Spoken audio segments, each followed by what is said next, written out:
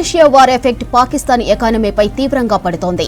Hormuz జలసంధి నుంచి crude oil రవాణా నిలిచిపోవడంతో పాకిస్తాన్ తీవ్ర సంక్షోభం ఎదుర్కొంటోంది. చమురు కష్టాలు రోజురోజుకు పెరగడంతో ఇప్పటికే గ్యాస్, పెట్రోల్, ఎల్పీజీ రేట్లు ఆకాశాన్నంటాయి. భారీగా పెరిగిన ధరలు ద్రవ్యోల్బణం సామాన్యులపై తీవ్రంగా పడుతోంది. లీటర్ పెట్రోల్ రేటు మూడింతలు పెరిగి ఏకంగా 458 రూపాయలకు చేరింది. నిత్యావసర వస్తువులు, ఆహారం ధరలు విపరీతంగా పెరిగాయి. బియ్యం, పిండి, పప్పులతో పాటు వంట నూనెలు అందుబాటులో లేకపోవడంతో అనేక ప్రాంతాల్లో లాక్డౌన్ పరిస్థితులు కనిపిస్తున్నాయి.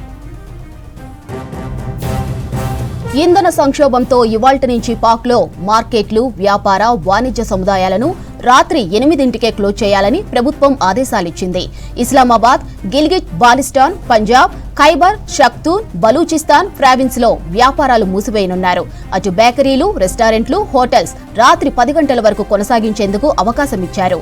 ప్రభుత్వ చర్యలతో పాక్లోని అన్ని సిటీలలో రాత్రివేళ లాక్డౌన్ పరిస్థితులు కనిపిస్తున్నట్లు స్థానికులు తెలిపారు. West Asia war effect Pakistan ఎకానమీపై తీవ్రంగా పడుతోంది. హార్ముజ్ జలసంధి నుంచి క్రూడ్ ఆయిల్ రవాణా నిలిచిపోవడంతో పాకిస్తాన్ తీవ్ర సంక్షోభం ఎదుర్కొంటోంది. చమురు కష్టాలు రోజురోజుకు పెరగడంతో ఇప్పటికే గ్యాస్, పెట్రోల్, ఎల్పీజీ రేట్లు ఆకాశాన్నంటాయి. భారీగా పెరిగిన ధరలు ద్రవ్యోల్బణం సామాన్యులపై తీవ్రంగా పడుతోంది. లీటర్ పెట్రోల్ రేటు మూడింతలు పెరిగి ఏకంగా 458 రూపాయలకు చేరింది. నిత్యావసర వస్తువులు, ఆహారం ధరలు విపరీతంగా పెరిగాయి. బియ్యం, పిండి, పప్పులతో పాటు వంట నూనెలు అందుబాటులో లేకపోవడంతో అనేక ప్రాంతాల్లో లాక్డౌన్ పరిస్థితులు కనిపిస్తున్నాయి. ఇంధన సంక్షోభంతో ఇవాల్టి నుంచి పాక్లో మార్కెట్లు, వ్యాపార, వాణిజ్య సముదాయాలను రాత్రి 8ంటికే క్లోజ్ చేయాలని ప్రభుత్వం ఆదేశాలిచ్చింది. ఇస్లామాబాద్, గిల్గిట్ బాల్టిస్తాన్, పంజాబ్, ఖైబర్, పఖ్తూన్, బలూచిస్తాన్ ప్రావిన్స్ లో వ్యాపారాలు మూసివేయనున్నారు.